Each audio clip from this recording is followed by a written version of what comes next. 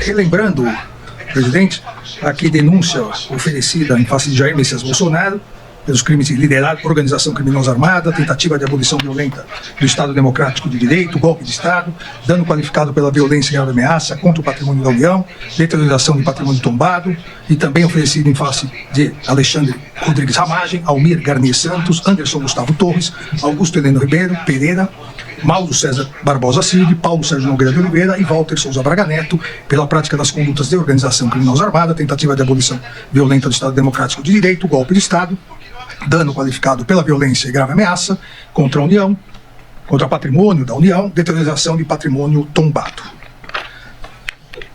As teses defensivas, presidente, como eu já havia anunciado anteriormente de forma englobada, a primeira alegada pelas defesas de Anderson Gustavo Torres, Augusto Heleno Ribeiro Pereira, Paulo Sérgio Nogueira de Oliveira, impedimento, suspeição e ausência de imparcialidade desse ministro relator, dos ministros Flávio Dino e de Vossa Excelência, presidente. Não vou gastar muito tempo com isso, uma vez que agora, recentemente, em sessão plenária do Supremo Tribunal Federal, por 9 votos a 1, o plenário do Supremo Tribunal Federal rejeitou a arguição de suspeição e impedimento em relação a mim, por 9 votos a 1 também rejeitou em relação ao ministro Flávio Dino e por 10 votos a 0 rejeitou em relação a Vossa Excelência. Então, essa matéria já preclusa por decisão do plenário, afasto a preliminar.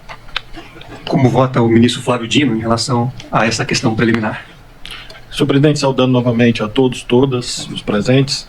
É claro que voto em relação às outras arguições e o faço chancelando a lembrança feita pelo eminente ministro Alexandre de Moraes, que esta se cuida de uma questão já enfrentada pelo plenário e por larga maioria, 9 a 1, 10 a 0 em todos os casos. E cito uma recente manifestação do Chief Justice da Suprema Corte dos Estados Unidos, que muito corretamente, de modo institucionalmente necessário, em vista do debate jurídico no mundo, lembrou a importância da preservação da independência judicial, da imparcialidade por toda a sociedade.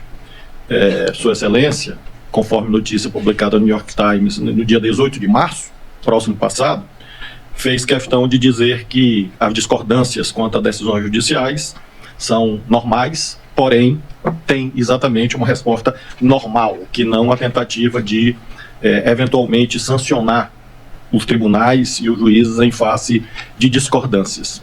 E Sua Excelência, o presidente da Suprema Corte dos Estados Unidos, com isto corroborou uma interessante declaração dada por ele próprio, já na condição de Chief Justice, nomeado, lembremos, pelo presidente George W. Bush, e, portanto, já exercendo há longo período este cargo, deu uma importante declaração, que, a meu ver, é muito elucidativa, em razão do que foi, inclusive, muito bem referido pelas brilhantes sustentações orais na tribuna. Às vezes, em razão daquilo que se convencionou chamar de, entre aspas, polarização, há uma tentativa de transformar os tribunais em parte dessa polarização. E eu concluo a minha manifestação reproduzindo, entre aspas, o que disse John Roberts. Não temos juízes Obama, ou juízes Trump, juízes Bush ou juízes Clinton. O que temos é um grupo de juízes dedicados fazendo o melhor que podem para fazer o mesmo direito àqueles que comparecem diante deles. Esse judiciário é algo pelo qual todos nós deveríamos ser gratos. Então, inspirado nessa referência constitucional que a experiência brasileira adotou desde o alvorecer da República, é que considero que não há lastro nem constitucional, nem infraconstitucional para o acolhimento, e por isso acompanho o eminente relator. Como vota o ministro Luiz Fux? Senhor presidente, saudando também Vossa Excelência, o Luiz Procurador-Geral da República, a nossa decana ministra Carmen Lúcia, ministro Alexandre de Moraes, ministro Flávio Dino. Senhor presidente, eu também tive a oportunidade de lançar meu voto, e assim o fazia também, na medida que pertencia a vários colegiados. Quem decide essa questão é o presidente, ou então o próprio ministro. E essa questão foi decidida, o presidente entendeu que o ministro Alexandre estava no exercício da sua independência jurídica ao decidir todas essas questões, e também Sua Excelência se entendeu isento para julgar. O fato do ministro Alexandre de Moraes ter atuado com tanta exação e competência é motivo de elogio, não motivo para afastá-lo do processo. Eu rejeito a alegação. Obrigado, ministro Luiz Fux. Como vota a nossa decana, a ministra Carmen Lúcia? Obrigada, presidente. Cumprimento também Vossa Excelência, reiterando os cumprimentos da manhã, os senhores ministros, procurador-geral, senhores advogados, todos que nos acompanham, senhores magistrados. Presidente, essa questão, como aqui já foi mencionado e reiterado, já foi decidida pelo plenário do Supremo, portanto é de acatamento. Ademais, a indicação de parcialidade, possível parcialidade, que é o que é indicado, principalmente em algumas das defesas, parece-me não se ter qualquer comprovação, muito diferente disso, como atestou o plenário na conclusão daqueles julgamentos. E apenas uma referência, presidente, sobre a circunstância de haver uma outra menção a mais de um ministro em alguns dos documentos que foram juntados.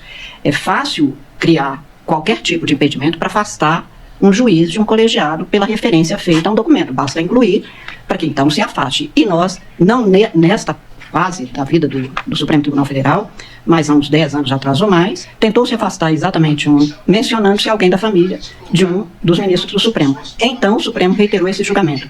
Não há possibilidade de a gente permitir o raciocínio de que alguém seria parcial pelo fato de ter sido mencionado. Até porque em outros documentos, neste caso específico, mencionam outros ministros, inclusive alguns não fazem parte desta casa, mencionou-se presidente de Tribunal Superior Eleitoral em períodos pretéritos ao período do mandato do ministro Alexandre, que é relator, e nem por isso deixaria de comparecer e de julgar se fosse mesmo do plenário. Há, portanto, todos os elementos suficientes para dizer que os juízes são imparciais e, a menos que se comprove algum comportamento contrário, que não se tem neste caso, não há por que afastar em nome de uma possível desconfiança de alguém. O ministro, desde o início, comportou-se exatamente no sentido que é dever de todo juiz, em qualquer lugar do mundo, atuar com imparcialidade para garantir os direitos das partes. Assim tem sido feito, e este tem sido o comportamento deste Supremo Tribunal Federal. Eu, portanto, estou rejeitando a preliminar, presidente. Obrigado, ministra Carmen Lúcia.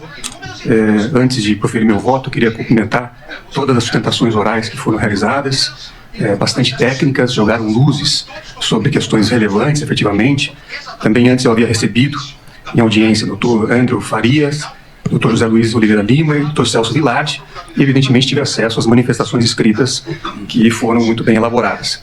Nessa questão preliminar, eu também estou acompanhando o eminente ministro relator Alexandre de Moraes, porque entendo que a questão da arguição de impedimento, suspeição, já foi analisada pelo plenário, já houve ali a oportunidade da apresentação das informações, uma primeira decisão do ministro-presidente, que tem a competência para fazer essa análise, e depois, nos recursos, a análise do plenário. Então, não identifico realmente nenhum interesse da parte do ministro Alexandre de Moraes, ou alguma causa que possa configurar o seu impedimento ou a sua suspeição, assim como também não vejo nenhuma causa que possa configurar impedimento ou suspeição do eminente ministro Flávio Dino. Então, com essa fundamentação, eu estou acompanhando na íntegra o eminente relator, a quem devolvo a palavra para dar prosseguimento à outra preliminar. Obrigado, presidente. Continuando a segunda preliminar, e também, presidente, assim como Vossa Excelência, eu já havia nominado todos os advogados que fizeram sustentações orais no meu cumprimento pela manhã e volto a cumprimentá-los pelas sustentações orais. Presidente, a segunda preliminar diz respeito à competência tanto do Supremo Tribunal Federal e, em sendo do Supremo Tribunal Federal, há também a impugnação dessa primeira turma ser competente para o processo de julgamento. E se pede, como da tribuna, vários advogados reiteraram um pedido para que o julgamento fosse feito pelo plenário do Supremo Tribunal Federal. Não, aqui, presidente, não assiste razão, ao meu ver, às defesas, primeiro em relação à competência do Supremo Tribunal Federal. Essa matéria já foi pacificada em 1.494 ações. Não, presidente, veja, não é algo novo. Em 1.494 ações, o Supremo Tribunal Federal reafirmou a sua competência para todos os crimes relacionados ao dia 8 de janeiro de 2023. E eu aproveito aqui, presidente, para desfazer uma narrativa totalmente inverídica. Até um dos nobres advogados disse uma questão de terraplanismo. Aqui seria muito semelhante, se criou uma narrativa, assim como a Terra seria plana, o Supremo Tribunal Federal estaria condenando, abre aspas, velhinhas com a Bíblia na mão, fecha aspas, que estariam passeando num domingo ensolarado pelo Supremo Tribunal Federal, pelo Congresso Nacional e pelo Palácio do Planalto. Nada mais mentiroso do que isso, seja porque ninguém lá estava passeando, e as imagens demonstram isso, seja pelas condenações que eu peço para colocar para facilitar. Concordo?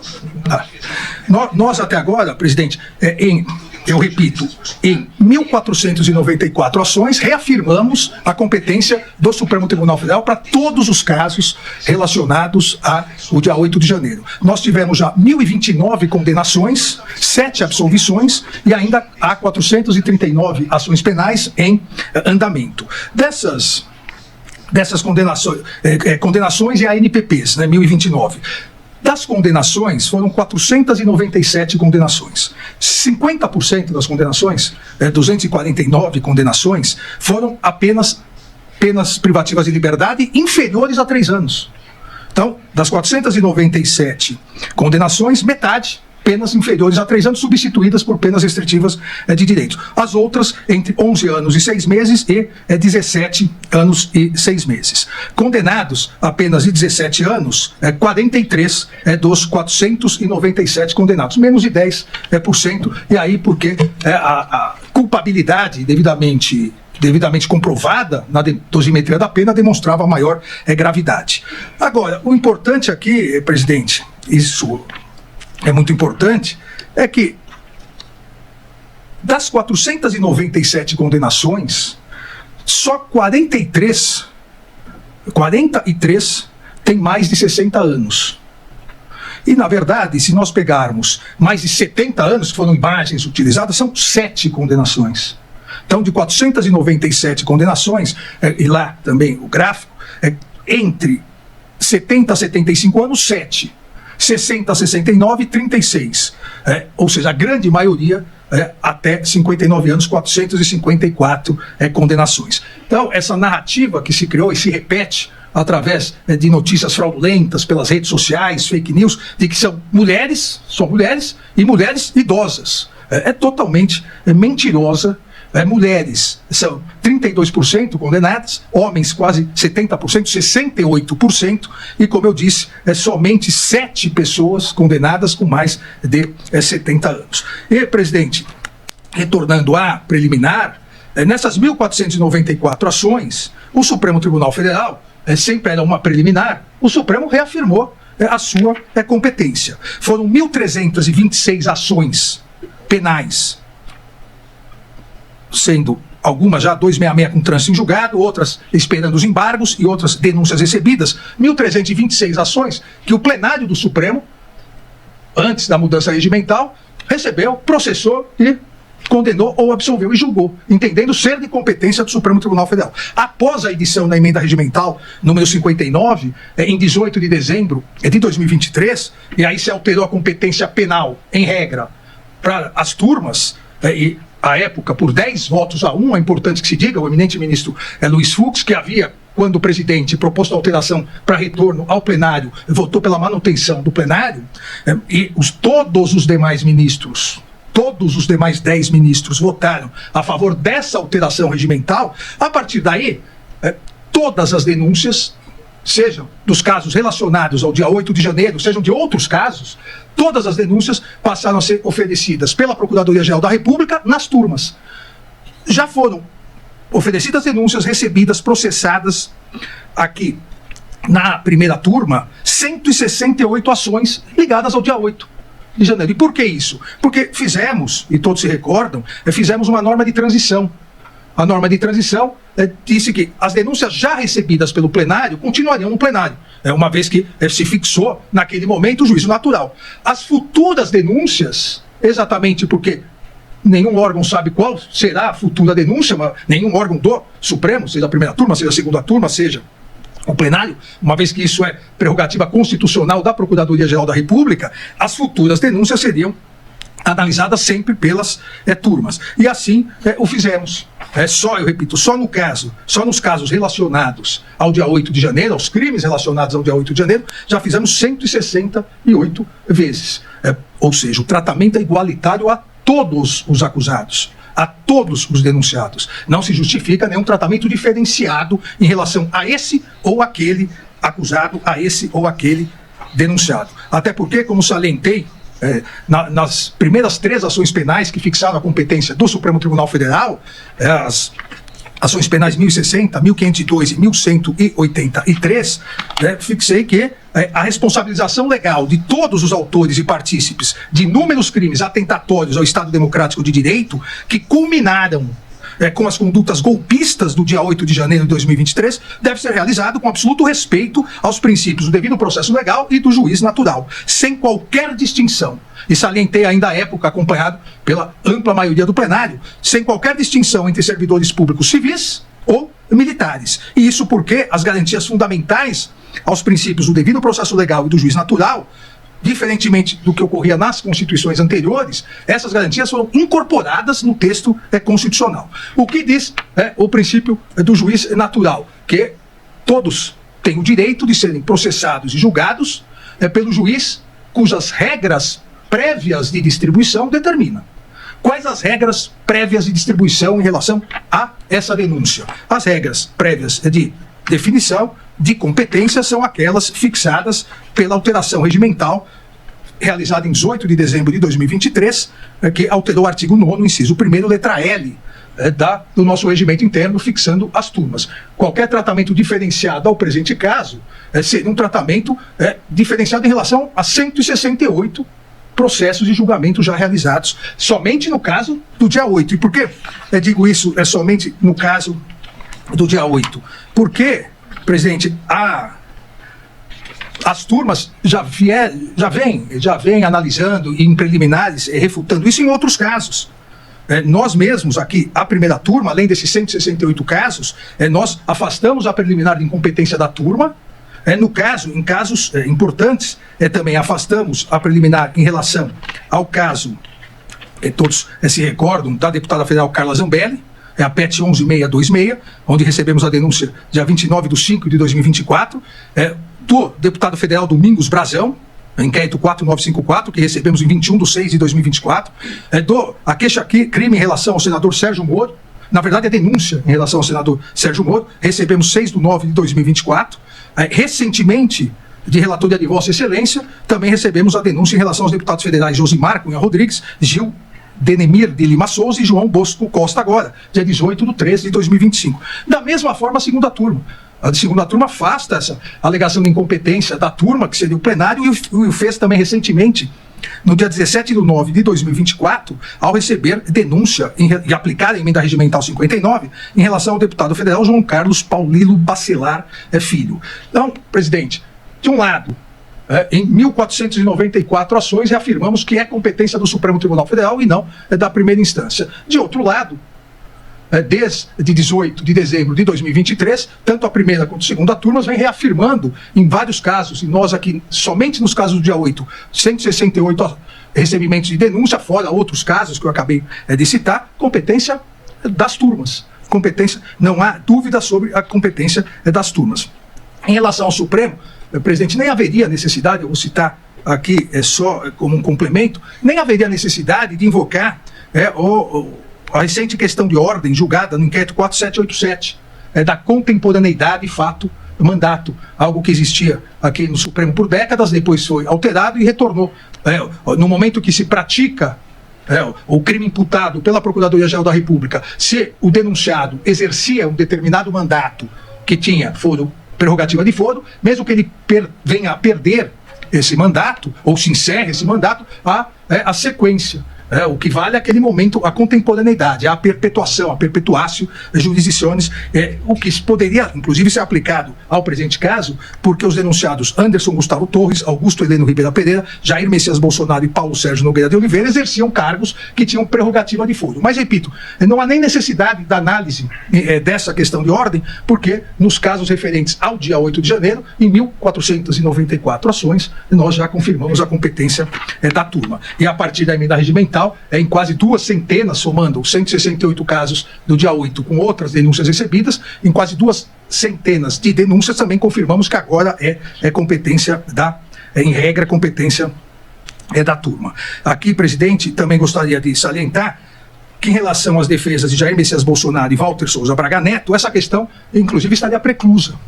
Porque ambas as defesas em relação à arguição de incompetência dessa primeira turma, pois ambas as defesas já interpuseram agravos regimentais após a alteração regimental, interpuseram agravos regimentais contra decisões desse ministro relator, e todos os agravos regimentais foram julgados pela turma. Em nenhum momento, corretamente, em nenhum momento houve impugnação da competência da turma. Mas, aqui, em atenção a todas as defesas, eu reiterei todos esses argumentos para evitar que paire qualquer dúvida sobre a competência do Supremo Tribunal Federal e especificamente em relação à competência da turma. Mas ainda há dois argumentos que são levantados aqui em relação a essa competência. Um argumento em relação à defesa de Anderson Gustavo Torres, alegando algo também que já é pacificado, não só no Brasil, mas no direito comparado, alegando que atribuir o julgamento, seja a turma, seja o plenário, seria suprimir o princípio constitucional do duplo grau de jurisdição. E isso seria afrontar a Constituição Federal.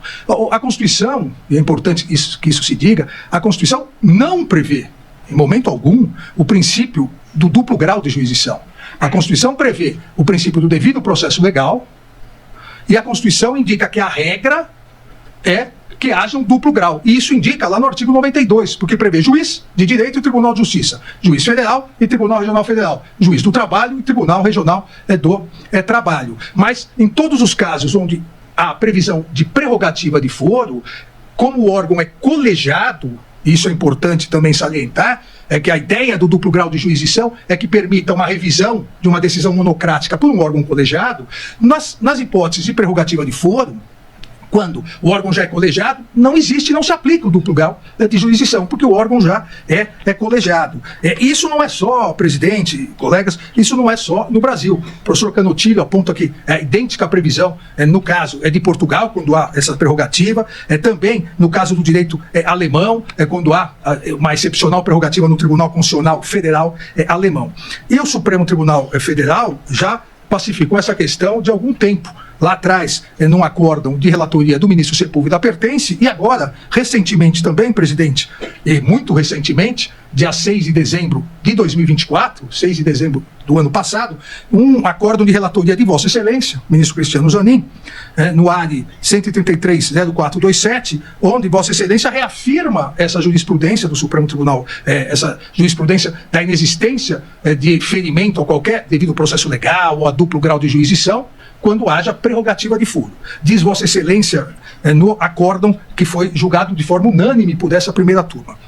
Abre aspas. Não há, no caso concreto, ofensa à Constituição ou ao Pacto de São José da Costa Rica, uma vez que, em razão de disposições constitucionais e legais expressas que lhes impõem por prerrogativa de função, o julgamento ocorreu no Superior Tribunal de Justiça, e assim afasta a possibilidade de um duplo grau de jurisdição que se pedia no Supremo Tribunal Federal.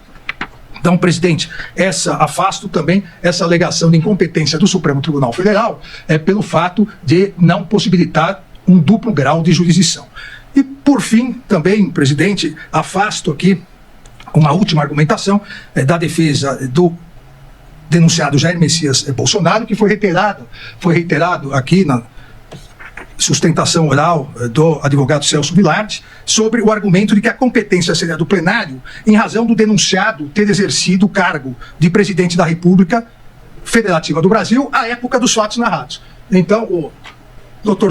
Celso Vilardi argumenta subsidiariamente que, uma vez fixada a competência do Supremo, como à época ele era presidente, um dos denunciados, Jair Messias Bolsonaro, era presidente da República, deveria se manter o foro. Seria a exceção que o nosso regimento interno, no artigo 5º, estabelece. Presidente dos poderes, e aqui especificamente o chefe do Poder Executivo, ele deve ser processado e julgado no plenário. E por que isso? Há uma justificativa, obviamente, para a aprovação dessa regra regimental. Há uma motivação para isso. No tocante ao Poder Executivo, a expressa e excepcional, porque é uma exceção. Inclusive, mantivemos essa exceção na alteração regimental. Essa expressa e excepcional previsão de que a competência do plenário para o chefe do Poder Executivo fundamenta-se na existência de um regime jurídico constitucional diferenciado a quem está exercendo a chefia de Estado e de governo.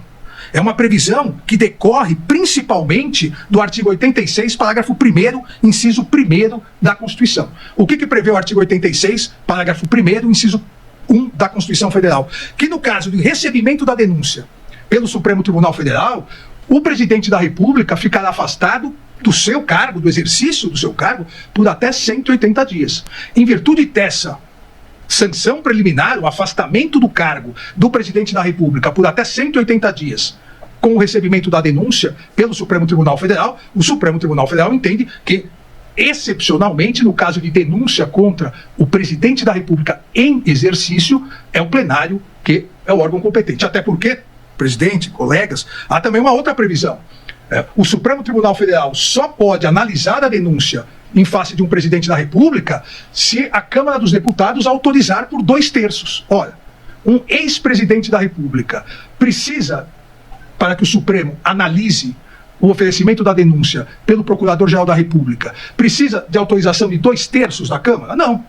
Essa previsão de 2/3 e essa previsão do julgamento pelo plenário é exatamente para garantir um obstáculo maior para que o presidente da República eventualmente seja afastado do seu cargo por 180 dias.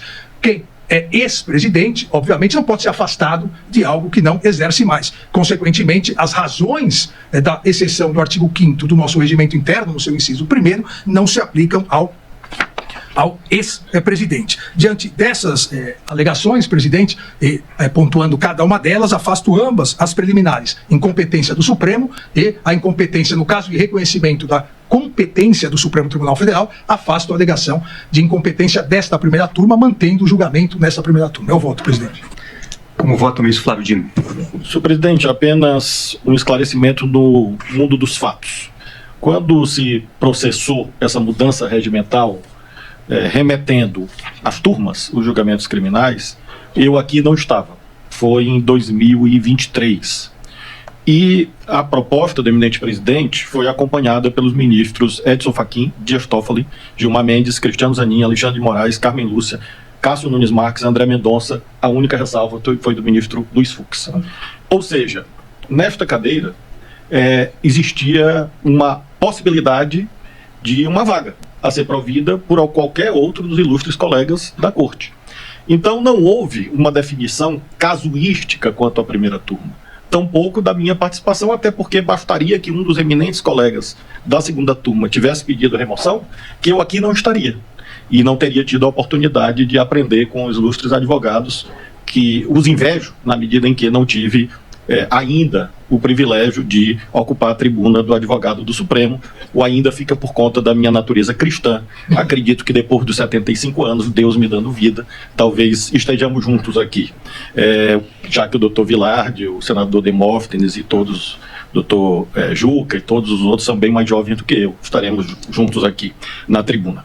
De modo, senhor presidente, que esta é uma definição que se conjuga exatamente com o princípio do juiz natural, como foi referido pelo eminente relator. E o princípio do juiz natural exige pré-constituição e estabilidade. Porque se houver alteração de competências de acordo com o nome do eventual denunciado, ou de acordo com a cor da capa do processo, ou de acordo com a data, nós temos o risco de vulneração a outro princípio fundamental, conexo ao do juiz natural, qual seja o da isonomia. O eminente ministro Alexandre de Moraes lembrou, são milhares de julgamentos. Aliás, um dos ilustres advogados disse da tribuna com correção: os fatos são idênticos. E é por isto mesmo que o julgamento deve permanecer na primeira turma, porque é esta competência que deriva do princípio do juiz natural e garante a congruência interna no julgamento. E, portanto, a igualdade de todos perante a lei. Então, diferente do que daqui da colar se argumenta, não apenas é o certo cumprir a emenda regimental de 2023. Além disso, seria errado nesse momento deslocamentos ad hoc. Na medida em que a previsão regimental pode haver afetação ao plenário? Sim, desde que haja uma questão jurídica singular, relevante. Disso não se cuida. E se houvesse, eventualmente, esse deslocamento, que obviamente não é o caso, sacrificar-se-ia o princípio do juiz natural, por-se-ia em risco o princípio da isonomia, e por isso mesmo penso que o eminente relator ministro Alexandre de Moraes, lembra as balizas pelas quais, simultaneamente, deve-se firmar a competência da primeira turma, juízo pré-constituído e que já exerceu essa competência em milhares de casos iguais, assim como também afastar os argumentos conducentes à elisão da competência do Supremo. Apenas uma nota relativa a esta temática do artigo 86, lembrar que, de fato, é um regime excepcional e, por isso mesmo, não comporta aplicação extensiva ou analógica. O artigo 86 se refere exclusivamente ao presidente da República, até por incompatibilidade lógica. Lá está dito que a Câmara autoriza, lá está dito que ao recebimento de uma denúncia, ao afastamento do titular do cargo. Então, até materialmente se evidencia que o artigo 86 é inaplicável para os fins de mudança da competência da primeira turma. Portanto, com essas breves considerações, acompanho o relator.